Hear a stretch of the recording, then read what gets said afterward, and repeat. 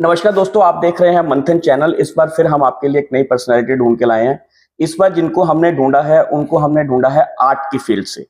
Art में भी बहुत तरह के आर्टिस्ट हैं। कुछ लोग कैनवस पे पेंटिंग करते हैं, कुछ लोग मड के साथ कुछ करते हैं। जिनको आज हमने ढूंढा है वो रेजन और एपॉक्सी के साथ बहुत सारी चीजें बनाते हैं। ये एक नया फील्ड है, इंडिया में अभी इमर्जिंग ट्रेंड्स पे है। लोग अभी इस चीज को समझ रहे हैं, कैसे होता है, क्यों होता है। देखने में यूट्यूब पे बहुत वीडियोस आती हैं, लेकिन इसके पीछे में एक्चुअल में क्या साइंस काम करती है और क्या आर्ट काम करता है। तो इसके लिए आज हम आए हैं चंडीगढ़ में मिस्टर विकास जैन जी के पास। तो जानेंगे उनकी कहानी उन्हीं की जुबानी। तो आइए मिलते हैं विकास जी से। विकास जी नमस्कार सर। नमस्कार जी, नमस्कार नमस्कार। कैसे हैं सर? बहुत बढ़िया, बहुत बढ़िया सर। आपको बहुत सारी एग्जीबिशंस में देखा, बहुत सारा आपका काम देखा, लेकिन इत्तेफाकन मुलाकात आपसे अब हो रही है। बिल्कुल जी, बिल्कुल बिल्कुल। तो सर ये जो एपॉक्सी और जो रेजन के साथ आप काम करते हैं, सर थोड़ा सा पहले लोगों को ये बताइए, रेजन होता क्या है, एपॉक्सी होता क्या है, कितना इजी है, कितना डिफिकल्ट ये मटेरियल है टू हैंडल? देखिए, ऐसा है कि इपॉक्सी और रेजिन एक ही चीज़ है। राइट। एक ही चीज़ के दो नाम हैं। और हिंदुस्तान में ये जब आया, इंडिया में आया, तो लोग इससे फ्लोरिंग करते थे जी। और उसके बाद फिर टेबल टॉप्स हो गए, फिर आपका किचन के टॉप्स हो गए जी। तो वहां तक सीमित था। जब ये कोविड शुरू हुआ तो कोविड में सब लोग घर पे बैठ गए, तो बच्चे बूढ़े जवान सब वीडियो देख रहे हैं, यूट्यूब देख रहे हैं, तो वहां पे उन्होंने इसको एक्सप्लोर किया, रेजिन आर्ट को। और वहां से बहुत बच्चों ने, बहुत लेडीज ने घर में ये होमवर्क कर करके और देख देख के शुरू किया। और ऐसा ये शुरू हो गया। बट मैं कोविड से कुछ पहले स्टार्ट हो गया था, तो बिकॉज मैंने अपने बिजनेस से रिटायरमेंट ले ली थी और मैंने बच्चों का, भैया अब तुम संभालो, मुझे एंजॉय करने दो लाइफ को। तो फिर मैंने कहा यार ठीक है, something we should do something. तो फिर मैंने स्टडी किया और मुझे लगा यार ये फील्ड एक नई है, एक इंडिया के लिए, लेट्स गो इनटू इट। और मेरे मन की भी थी इच्छा कि कुछ मैं कोई आर्ट का काम करूं after my business, because business में शेड्यूल बहुत टाइट होते हैं और you are working from morning till evening. तो ये थोड़ा कंफर्ट जोन था और दिल भी लगता है कि जब बनाते हो फिर रात को क्या होता है, सुबह को उसका क्या इम्पैक्ट आता है, तो एक क्यूरियोसिटी रहती है, लाइफ एक थोड़ी सी जवान रहती है। तो मैंने फिर इसको शुरू किया था और काम चलता चला गया। सर इसमें दूसरा ये जानना चाहे, जैसे आपने बिजनेस की बात करी तो हमें तो ये लगता था बहुत पुराने इस फील्ड में है, तो अब आप कह रहे हैं कि कोविड वाली ही जर्नी है। तो सर ये और इंटरेस्टिंग बन गया कि इससे पहले बिजनेस किस चीज का था, क्योंकि आपका जो लुक्स है और जो आपका स्टाइल है, तो लगता है आप फैशन या कुछ इस तरह के ही करते होंगे। देखिए, ऐसा है कि मेरे बिजनेस, मल्टीपल बिजनेस चलते हैं, पैन वर्ड चलते हैं, बट अब मैं बिल्कुल बिजनेसमैन रहा ही नहीं। अब तो मैं एक आर्टिस्ट ही बन गया हूँ। और लुक भी मेरी आर्टिस्ट की हो गया। पहले ये लुक नहीं थी मेरी, बट जो जैसा देश वैसा भेष, तो वैसा ही कुछ मैंने किया है और अच्छा हुआ। और अब लोग मुझे एज ए आर्टिस्ट ही जानते हैं, एज ए बिजनेसमैन। जो मेरे पुराने दोस्त हैं या मेरे कोलीग्स हैं या मेरे एसोसिएट मेंबर्स हैं, वही मुझे जानते कि वो बिजनेसमैन, अरे भाई ये वो है, ये विकास वो है। बट नॉर्मली अब मेरी जो अपनी फील्ड है, मेरी आर्टिस्ट की बन गई है और सब लोग मुझे एज ए आर्टिस्ट ही जानते हैं, जो मेरी अपनी इस दायरे में घूमते हैं, इंस्टाग्राम पे या यूट्यूब पे या व्हाट्सएप पे, सब मेरा इंस्टाग्राम पे ये दुनिया मेरी बन गई है आर्टिस्ट वाली। अच्छा सर, लेकिन ये भी कहा जाता है ना कि किसी भी आर्ट में आने के लिए कहीं ना कहीं या तो बचपन की कोई इच्छा होती है या कहीं ना कहीं बैक एंड में कुछ चल रहा होता है, जो कहते हैं आप जिंदगी की भागदौड़ में नहीं कर पाते, लेकिन जब आप उससे फ्री होते हैं फिर वो आता है। तो ये क्या सिर्फ यूट्यूब देख के शौक पड़ गया या कहीं ना कहीं दिमाग में आर्टिस्ट पीछे बचपन से या बैक एंड में बिजनेस के दौरान कभी घूमता था? देखिए, ऐसा है, मैंने जिंदगी अपने टर्म्स पे जी है जी। और शुरू से ही कुछ अलग करने की सोच थी और अपने बिजनेस जो भी मुझे अपने विरासत में मिला उसको मुझे करना मजबूरी थी, वो की और उसका बखूबी उसका निभाया, निर्वहन किया। और मैंने जो भी किया, जिस उम्र में भी किया, वो अपने एज से 20 इयर्स बियॉन्ड था। मतलब जो लोग 20 साल बाद सोचेंगे, मैंने वो पहले सोचा और उसको किया। आज भी मैं जो कर रहा हूँ वो हिंदुस्तान के लिए वो नई चीज है और मैंने कहा नहीं, this is a field to enter and ये मेरा पैशन भी है और मैं शुरू से ही ये कोई नई चीज करने की इच्छा रखता था। तो इसलिए मुझे ये लगा ये फील्ड में था यार, मजेदार आएगी, अच्छा लगेगा, तो मैंने किया, घुस गया। और आज मैं क्या बताऊं जी, बहुत प्यार मिल रहा है। और जस्ट फॉर योर नॉलेज से, I got the award in 2023 from Union Minister MSME, Mr. Narayan Rane, as one of the best artists of resin art in India. Yeah. तो सर रेजिन जो है सर, इसकी handling कितनी मुश्किल है या कितनी आसान है इसको बनाना? क्योंकि लोगों को तो लगता है कि जब ये चमक के बाहर आता है तो शायद इसको लोग तो सोचते हैं जैसे मोम को पिघलाया और एक चीज बना दी, बट ऐसा शायद नहीं है। देखिए ऐसा है कि ये रेजिन है, बड़ी डेलिकेट चीज है, इसको संभालना भी मुश्किल है और लगाना भी मुश्किल है और खतरा भी है। क्योंकि इसमें से फ्यूम्स निकलती हैं जब ये इसका मैच्योर हो रही होती है। तो we have to handle, we have to see that environment is okay, exhaust fans are okay, air flow जो है वो बिल्कुल ठीक चल रहा है, ताकि जो बच्चे मेरे साथ मेरी हेल्प करते हैं या मैं हूँ और मेरी एज भी है, तो मुझे I have to take care of everything, because इसको हैंडल करना इतना आसान नहीं होता और इसका रुख कहाँ बदल जाए, क्या बदल जाए, इसको वो भी संभालना पड़ता है हमको। बट ठीक है, I just tell give a message to the youngsters कि आप इसको भी फिलहाल प्रोफेशन मत बनाइए, इसको एज ए हॉबी बनाइए। जब आपका प्रोफेशन आप लगें कि हाँ now you are perfect okay in this, then you can go into this profession, because this not rewarding. ये आपका डिमांडिंग है, रिवार्डिंग नहीं है। क्योंकि इसके लिए मुझे पता है मैं कितने जदोजहद से निकला हूँ और मजा भी आ रहा है, अब आ रहा है मजा। अच्छा सर, जैसे आपने कहा कि इसको संभालना मुश्किल है और इसकी बहुत सारी चीजें हैं, तो सर कहीं ना कहीं ऐसा भी है क्योंकि अगर अपॉक्सी की बहुत सारी चीजें हैं, जैसे कुछ आर्ट्स में जैसे जहाँ पे केमिकल्स बहुत यूज होता है या जहाँ पे कारपेंटर्स होते हैं वहाँ पे कुछ केमिकल्स पड़े होते हैं, तो सर इसका फायर के साथ कितना गठजोड़ है या ये फायर सेफ है या नहीं है? फायर ही है ये खुद ही फायर है समझ लो। ये तो इपॉक्सी है, जहाँ पे इपॉक्सी काम हो रहा है वहां पे थिनर भी पड़ा हुआ है, वहां पे अल्कोहल भी है, सब कुछ है। ये तो फायर हैजर्ड तो है ही है, वो तो ध्यान रखना ही पड़ेगा आपको। और जो आप इसमें काम करते हो वो भी फायर से ही काम करते हो। जब आप इपॉक्सी खेलते हो, इपॉक्सी में फायर नहीं लगती, बट जो उसको इंग्रेडिएंट्स है जो उसमें साथ में काम लगते हैं उसमें फायर लगने का खतरा। जैसे अल्कोहल पड़ता है, थिनर होता है जी, टचवुड होता है, तो इसमें फायर लगने का खतरा होता है, बट हमको काम तो उसी पे करना पड़ता है। बिल्कुल। तो थोड़ा सा ध्यान तो बहुत रखना पड़ता है और कोशिश करो कि इसमें बचो, और थोड़ा सा एज हो जाए तो इसमें बढ़ो, इसमें घुसो और अपना कैरियर बनाओ।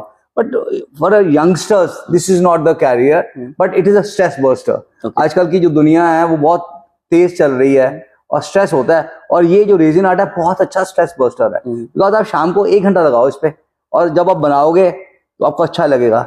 जब आप सुबह उठोगे 6 बजे उठ जाओगे, जल्दी उठ जाओगे, देखूं मैं क्या हुआ। बिकॉज जब आप सुबह छोड़ते हैं, रात को छोड़ते हैं बना के, तो सुबह उसका रूप कई चेंज हो जाता है। So you are curiosity to see what is going on, so this is a stress buster also. I would recommend कि जो यंग जनरेशन है इसके साथ खेले, एंजॉय करे, बट इसको भी कैरियर ना बनाए। कैरियर बनाए थोड़ा सा मेच्योरिटी के बाद, जब आपके पास समय हो अपने लिए, तो इसको कैरियर बनाए, फिर you can go ahead. But जो बिल्कुल घुसना चाहते हैं घुसे ना यार, मैं भी तो घुस गया हूँ, अभी चल गया हूँ और निकल जाता है। But you need a financial strong capability also, because you have to sustain this business. You have to spend a lot of money on exhibition and blah blah blah. So it's not a easy job. It's a very tough journey जिससे मैं गुजरा हूँ। But चूंकि मेरी background अच्छी थी तो comfortable था, तो मुझे इतना एहसास नहीं हुआ। आज मैं सोचता हूँ बैक पे जाता हूँ तो मैंने कितना पैसा बर्बाद किया, बट आज ओके, कोई इश्यू नहीं है, I am doing pretty good.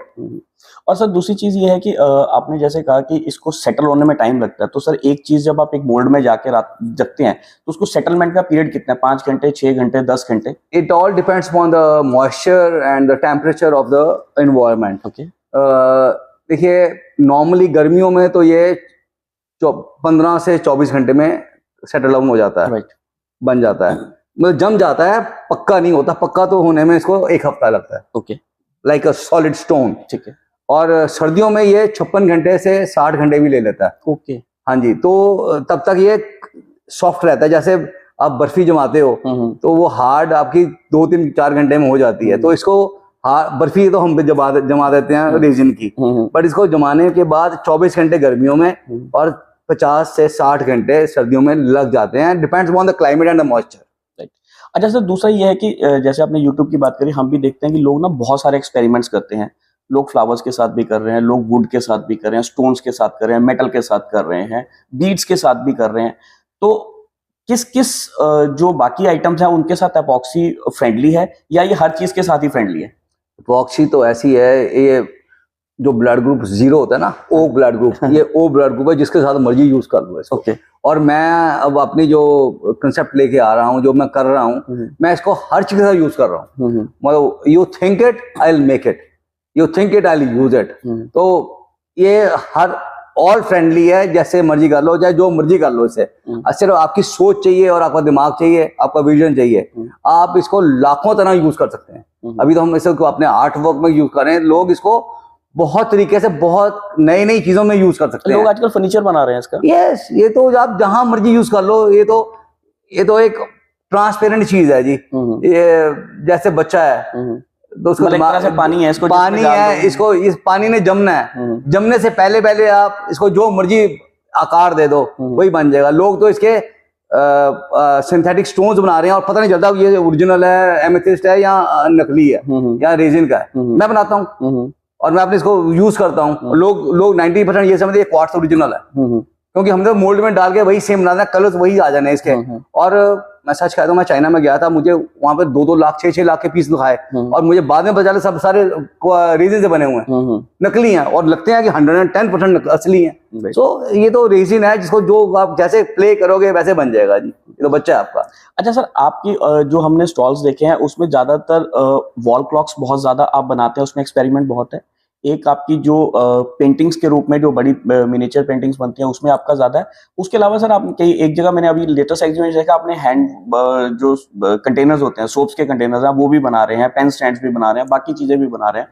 तो सर आपका एक्चुअल में मन कहाँ पे बनता है कि घड़ियां बनाने में ज्यादा अच्छा लगता है या वो जो आर्टिस्टिक वर्क बनता है? देखिए ऐसा है, सच्चाई ये है, to give it a commercial look you have to have a combination of all the things, so that कभी कस्टमर कुछ ले गया, कभी कुछ ले गया, तुम्हारा आपकी जो बुगनी है, जो आपका मनी बैंक है वो पूरा हो जाए, ताकि खर्चा पूरा हो जाए, सब पूरा हो जाए। For that I have to create a full sequence of different materials and different styles and different concepts. But जो मेरा अपना मन की बात है वो मेरा वॉल आर्ट्स में है और स्कल्पचर्स में है, जिसको मैं रेजिन में क्रिएट करता हूँ। बाकी ये जो ट्रेज बनाता हूँ या चीज बोर्ड्स बनाते हैं या हम प्लेटर्स बनाते हैं, या ठीक है कमर्शियल है, लोग किचन में ले लेते हैं, 1000 2,000 का पीस बिक जाता है आराम से, तो हमारी वायबिलिटी आ जाती है जी। वो बेसिकली क्या है, आपका खर्चा चलाने के लिए हमारा हो जाता है। और बाकी जो मेरे पीस बिकते हैं वो 10,000 से लेके 2-2 लाख 2.5 लाख का एक पीस भी बिकता है जी हमारा जी। तो बिकता है, तो मजा भी उसमें बेच के आता है, बिकॉज वो आपकी क्रिएटिविटी है। That is not a creativity, that is okay, just 10% creativity आती है उसमें। तो कमर्शियल है, बनाते रहो, ट्रे बनाते रहो, उसमें क्या है, कुछ मेरी अपनी क्रिएटिविटी खास नहीं है, बट जो मेरी क्रिएटिविटी है वो काम में है। जो मैं वॉल में आर्ट बना रहा हूँ, जो घड़ियां बना रहा हूँ, जो मैं आर्ट वर्क बड़े 3 पीस बना रहा हूँ, 4 पीस बना रहा हूँ, उसमें मेरा काम होता है, उसमें डिजाइन देने पड़ते हैं, खुद काम करना पड़ता है 99%, और उसमें मेरा 20% काम होता है, इसमें मेरा 99% काम होता है। तो मुझे जिसमें 99% वही मजा आएगा ना, वही मेरा बेबी है, वही मेरा बेबी। अच्छा सर, दूसरा ये है कि इसकी रेजिन की जो हम आइटम्स बनाते हैं उसकी सर शेल्फ लाइफ क्या है, कितने साल तक ये टिक सकता है, या इसको किस चीज से बचाना चाहिए? जैसे लकड़ी को हम कहते हैं पानी से बचा लेना चाहिए, प्लास्टिक है तो फायर से बचा लेना चाहिए, तो इसको किससे बचाना चाहिए ताकि ये लॉन्ग लास्टिंग रह सके? देखिए जी, जो अच्छी क्वालिटी का रेजिन है जो हम यूज करते हैं, वो नॉर्मल से रेजिन 7-8 साल में पीला पड़ जाता है, बट जो अच्छी क्वालिटी का अल्ट्रा क्लियर होता है, जो महंगा भी होता है थोड़ा सा, उसकी लाइफ लॉन्ग है। इंसान चले जाएगा, रेजिन में कुछ नहीं होना। तो ये तो टेबल अगर बन गया प्लास्टिक का, तो वो तो सारी उम्र खराब ही नहीं होना जी। ये वही है, आप समझ लीजिए। तो आपको जहां रेजिन कर देंगे वो तो पत्थर बन गया, उसमें जो डाल दिया वो परमानेंट सील हो गया, टूट नहीं सकता। तो आप तोड़ना चाहेंगे थोड़ी लेके तो तोड़ेंगे, अदरवाइज तो इसकी लाइफ कभी खत्म ही नहीं होनी। अच्छा, मैंने सर एक चीज और भी सुना है, मैं एक जगह वीडियो में आपका देख रहा था कि कुछ लोगों की कुछ चीजें होती हैं जो उनको लगता है ये टाइम के साथ टूट जाएगी या टाइम के साथ इसकी लाइफ खत्म हो जाएगी, लोग उसको ना रेजन में कन्वर्ट करवा लेते हैं ताकि उसकी शेल्फ लाइफ बची रहे। अभी मैंने एक जगह देखा था, किसी की शादी की वो जो वरमाला होती है, आपने उसको भी स्टोर करके दिया रेजन में। सर वो क्या कॉन्सेप्ट था? ये तो नॉर्मल है जी, ये तो आजकल लोग अपने शादी का बच्चा पैदा होता है तो उसका पूरा जो आपका उसके होता है स्कैन, वो 1-2 लेयर आती है कि लड़का है या लड़की, मतलब ये प्रेगनेंसी होगी या नहीं होगी, या फिर उसका जो स्पाइरल मेटल होता है, हाँ कॉर्ड होता है जो, वो सब कुछ, फिर फर्स्ट फोटो, ये सारा कुछ प्रिजर्व कराते हैं। आप सोच भी नहीं सकते क्या क्या प्रिजर्व कराते हैं, मैं क्या क्या बोलूं जी। मतलब फर्स्ट उनकी एनिवर्सरी हुई, उन्होंने क्या उसको गिफ्ट दिया वो करवाते हैं, किसी ने अपने लव बर्ड को कुछ चीज दी है, उसी को रिंग बनाई, उसी को प्रिजर्व करवा लेते हैं। तो मैं तो करता रहता हूँ, ये तो रोज का काम है मेरा, रोज का काम है। ये तो प्रिजर्वेशन तो है ही है ना जी। ये तो कुछ भी आप उसमें डाल दो, उसको जैसे फ्लावर्स हैं, we have to first dry it right into the gel में डालो या इसको माइक्रो में करो, जैसे भी उनके मशीन होती हैं उसमें डाल के इसका मॉइस्चर निकालना पड़ता है जी। मॉइस्चर निकालने के बाद इसको फ्रीज करना, इसमें रेजिन में डालना पड़ता है। तो उसको फिर आकार क्या देना है, कोई यानी चूड़ा, शादी का चूड़ा, कंगन, वो कलीरे, ये सब मेरे कल भी 2 कस्टमर आए हैं, उनका कलीरे आए हैं और उनका वेडिंग कार्ड आया है, उनकी फोटो आई है और फूल आए, वरमाला आई है, तो सारे वो अभी उसका ऑर्डर चल रहा है। तो ये तो रोज का काम है जी हमारा। फिर हम आजकल आपकी नंबर प्लेट्स, आपकी घर की नंबर प्लेट्स बनती हैं जी। फिर मैं क्या नया चीज हम ओम एक ओंकार, ये सब कुछ हम अपने उनके हिसाब से, कस्टमर के हिसाब से क्रिएट करते हैं। तो ये तो हमारा रोज का काम है जी। बाकी we are dealing with architects, interior decoration में आजकल तो इसका ट्रेंड हो गया जी। आर्किटेक्ट्स तो आजकल दीवाने हैं इस रेजिन आर्ट के, और मैं भी इस समय 200 plus architects and interior designer से काम कर रहा हूँ। समय ही नहीं रहा जी अब तो। I wanted to just work for 2 hours और 3 hours a day, और मुझे इतना लोगों का प्यार मिल रहा है और मुझे 6-7 घंटे काम करना पड़ रहा है जी। मैं तो ऑनेस्टली सच हूँ, अब मैं कह रहा हूँ थोड़ा कम करूँ भाई, मुझे रेट बढ़ाने पड़ेंगे। बिल्कुल ठीक। अच्छा सर, एक आपका जो लोगो है, आपने वो उसमें हैंड का लोगो बनाया है सर, इसके पीछे कोई लॉजिक? देखिए जी, जब मैंने शुरू किया था तो मैं कहा यार हाथ का काम है तो हाथ ही बनाओ लोगो, तो इस हिसाब से मैंने लोगो हाथ से बना दिया। और मैं कुछ आपको क्वेश्चन से पहले बता देता हूँ, मैंने नाम भी अपने ब्रांड का रखा है हार्ड सोडा। तो इसलिए रखा है कि मैं कहा यार ये जो रेजिन है ये इंडिया में तो है नहीं। जब मैंने शुरू किया था तो इंडिया में तो बहुत कम लोग थे। It's international concept, so I want to, because ये पूरा जो मैं यूट्यूब भरता हूँ, इंस्टाग्राम में पूरे वर्ल्ड में जाती है। तो अगर इंडिया मैं कोई नाम रख दूंगा तो कोई देखेगा ही नहीं इसको। तो मैं no, I have to create a name which looks like international, और ताकि लोग इसको देखे तो सही।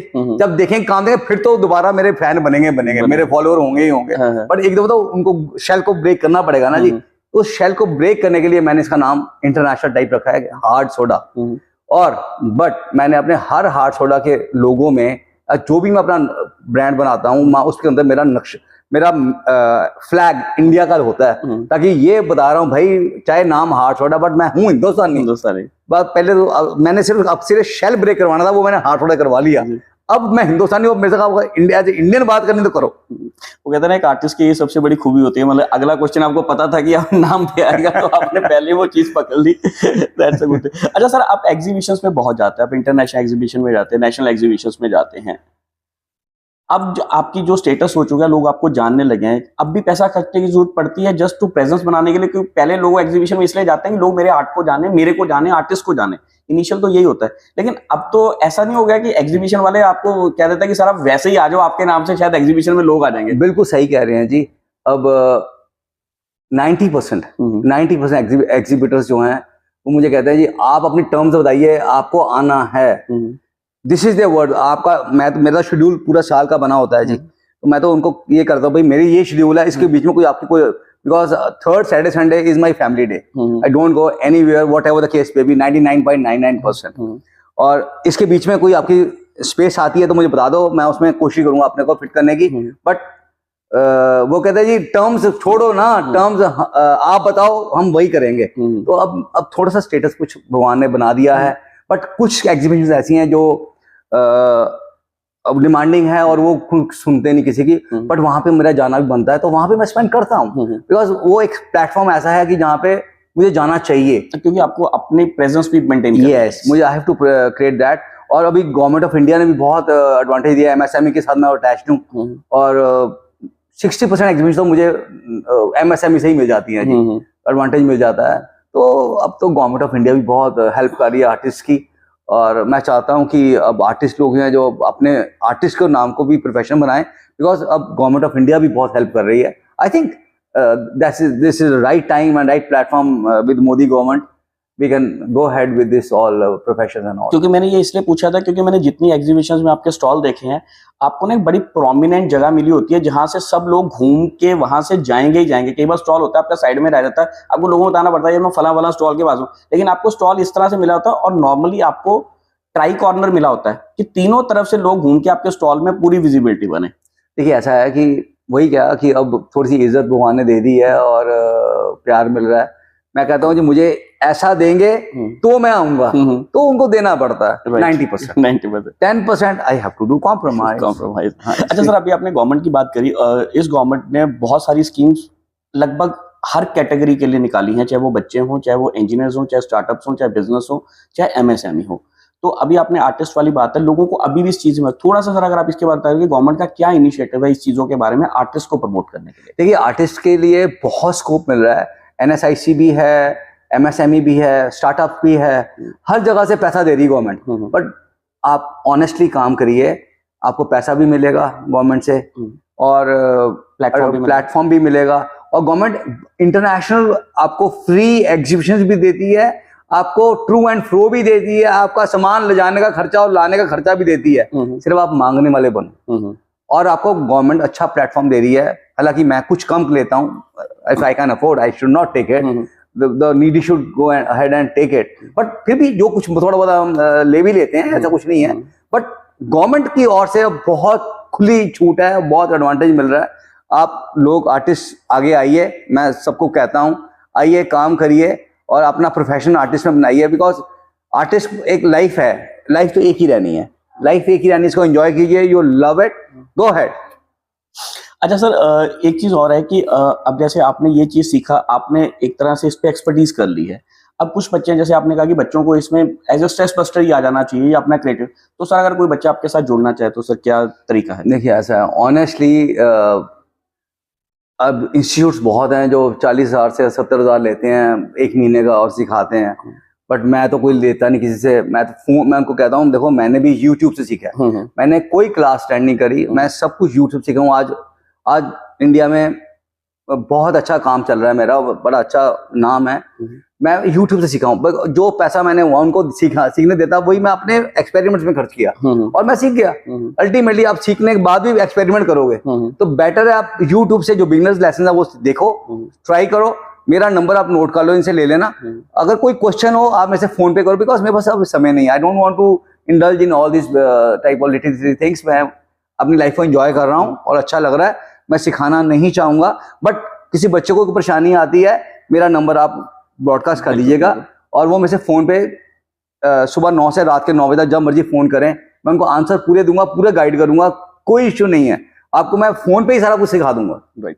अच्छा सर, ये अभी आपने बात करी कि 9 से 9 आप इसमें आर्ट में बिजी हैं, तो सर आपका स्ट्रेस, आपने कहा कि लोग स्ट्रेस बस्टिंग के लिए ये वाला आर्ट करें, लेकिन अब आप तो ये कर ही रहे हैं, उसके बाद भी अगर स्ट्रेस होता तो फिर सर आप स्ट्रेस बस्टर पे क्या करते हो? नहीं, मेरे को स्ट्रेस नहीं होता जी, मेरे को कोई स्ट्रेस नहीं होता, बिकॉज मैं काम 4 घंटे ही करता हूँ। राइट। 9 से 9 मैंने इसलिए कहा, मेरा फोन 9 बजे सुबह खुलेगा और रात को 9 बजे बंद हो जाएगा। राइट। मैं वो बाकी 12 घंटे वो मेरी अपनी लाइफ है, ठीक है जी। बट फोन मैं 9 से 9 ही लेता हूँ और मुझे उस फोन में जब भी करिए ना, इतना तो टाइम निकाल ही लेता हूँ। ये भी आपसे बात करना भी अगर मैं कोई करेगा तो मुझे अच्छा ही लगेगा। जी। वो भी मेरा स्ट्रेस बस्टर है। जी। So that's not a issue.